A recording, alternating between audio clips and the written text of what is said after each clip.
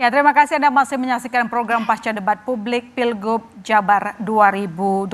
Saya ke Mas Akbar. Mas Akbar, tadi kita lihat bagaimana paslon nomor urut 3 tampaknya banyak concernnya mengevaluasi performa. Itu bagus sih sebenarnya, tapi kemudian disampaikan bahwa siap berperang untuk di debat berikutnya. Dari 7 subtema yang ada malam hari ini, Anda melihat apakah sudah cukup memuaskan? Mungkin ada beberapa sektor yang memuaskan atau beberapa sektor yang Anda anggap harus diimprove di debat berikutnya? Ya, pertama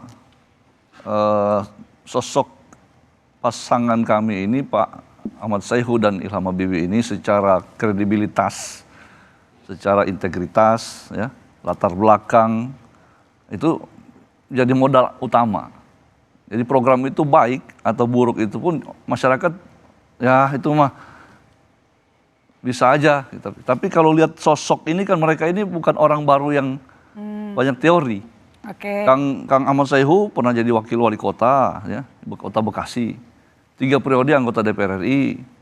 Dan saya lihat mereka jawabnya begitu santai, tenang, tidak sampai ada hal-hal yang tidak mungkin dibuat, enggak, yang mungkin semua disampaikan di sini karena mereka pernah menjabat itu. Kang Ilham apalagi, ini orang yang punya teknologi yang kalau saya sering diskusi sama beliau itu sudah gatal itu ingin terbangkan Jawa Barat. Oke.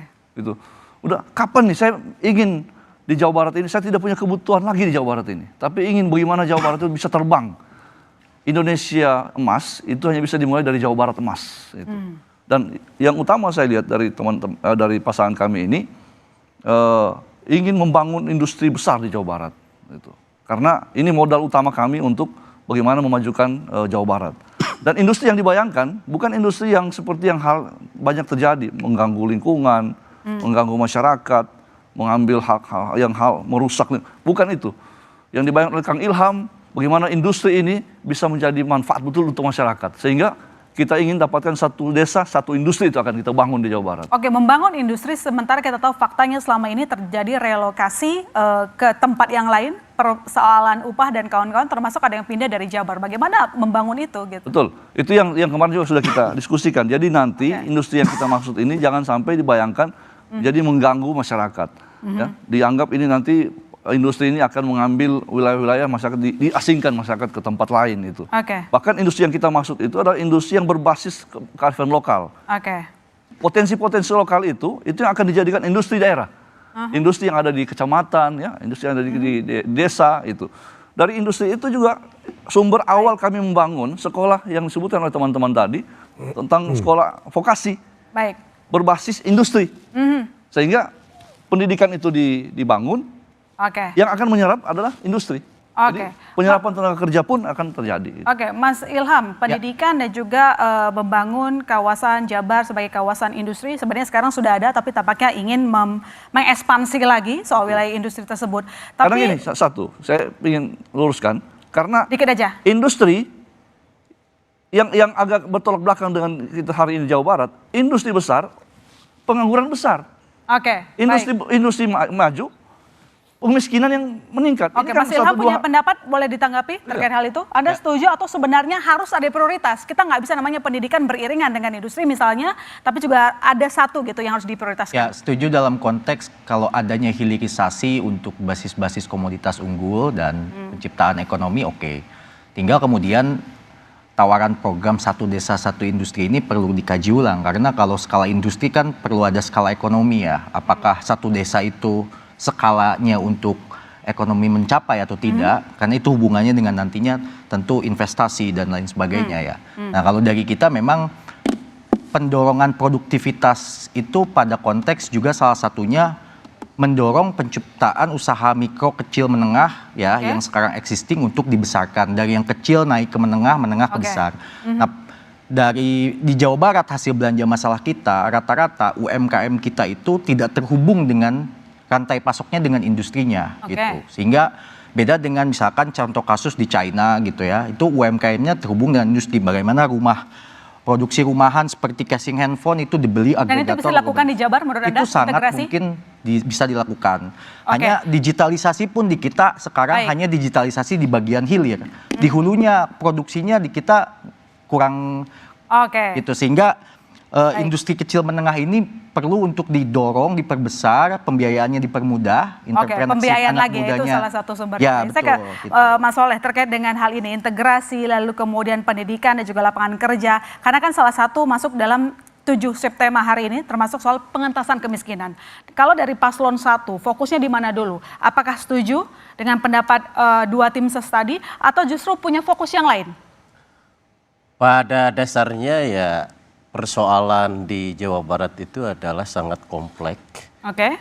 Maka Justru yang karena kompleks kan harus kita sederhanakan. Gimana sederhananya? maka oleh sebab itu Jabar Bahagia ini akan lebih fokus kepada soal pendidikan itu sendiri. Oke. Karena sesungguhnya program-program lain itu mau industri, mau pangan dan yang lain-lain itu basicnya adalah soal SDM.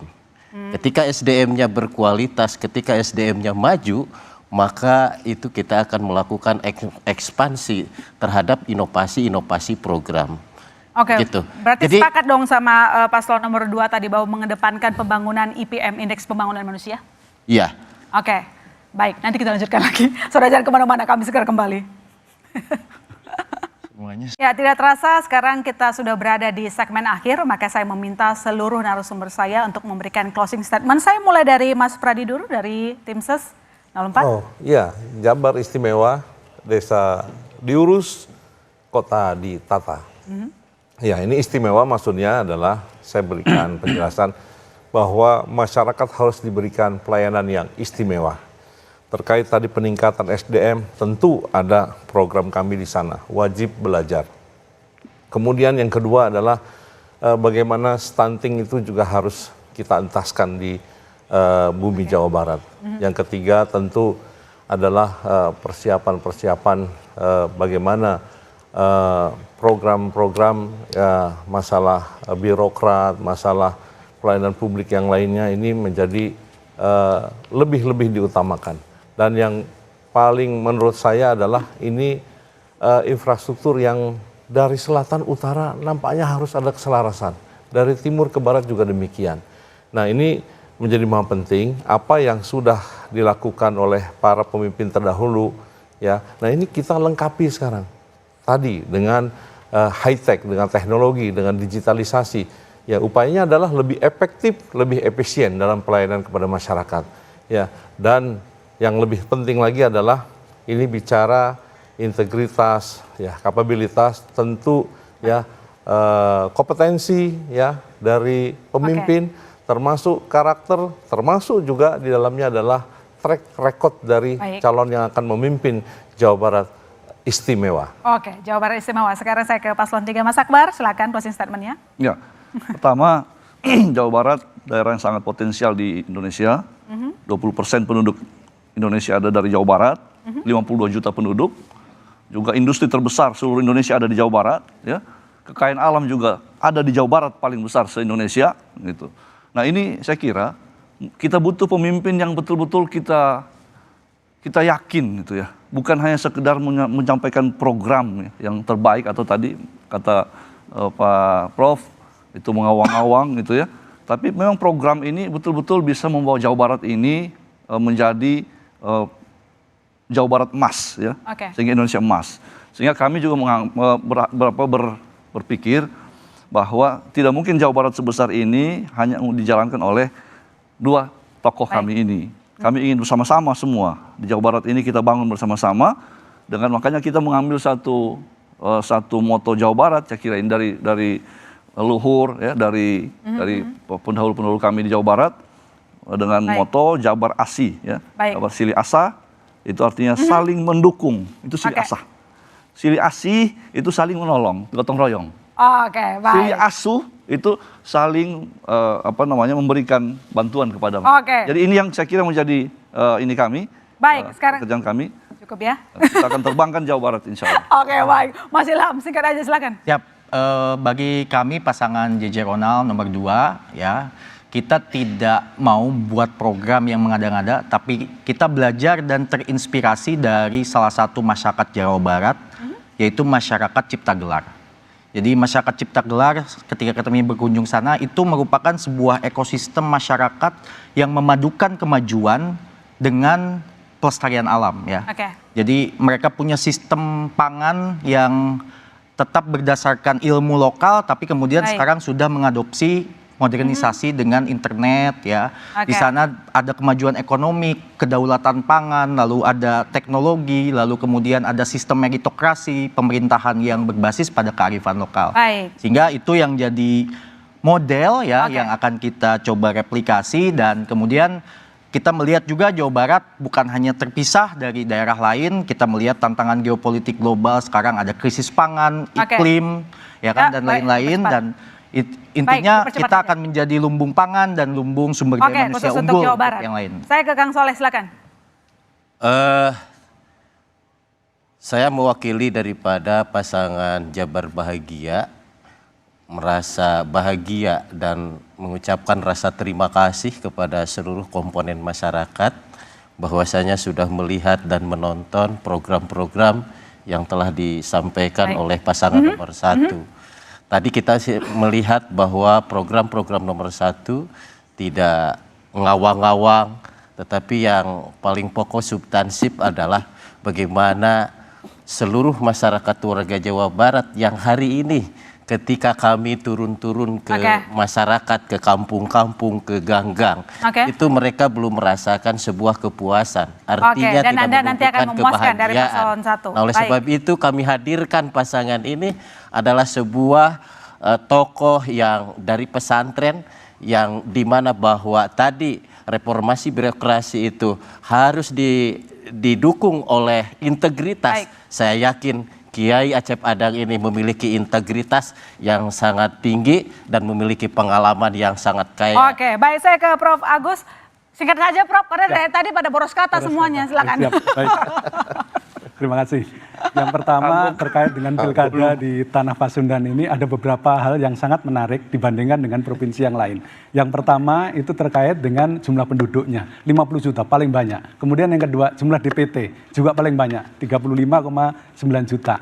Yang berikutnya lagi, di setiap pilkada yang ada di Jabar, 2008, 2013, 2018, 2024, selalu ada artisnya. Kemudian yang berikutnya lagi, di Jawa Barat, sekarang ini, di pilkada 2024, tidak ada incumbent. Oleh karena itu, yang sangat menarik lagi, Jawa Barat adalah basis pemenangan dari Bapak Prabowo Subianto. Pemilu 2014, pemilu 2019, pemilu 2024, hat-trick semua dimenangkan oleh Prabowo. Oke. Oleh karena itu, Pak Prabowo sendiri mengatakan bahwa Jawa Barat ngeri-ngeri sedap. Ngeri-ngeri Ini yang sedap. perlu Tapi tetap diperhatikan. kita tunggu nanti hasilnya dan tentu saja kita akan menantikan yang namanya debat yang lebih jelas, lebih punya karakteristik, itu yang kita tunggu. Terima kasih Prof. Agus telah berbagi bersama kami dan tentu saja saya ucapkan terima kasih Kang Soleh, Mas Ilham, Mas Akbar, Mas Pradi, dan saudara, demikian program Pasca Debat Publik Pilgub Jawa Barat 2024. Terima kasih untuk kelima narasumber sekali lagi.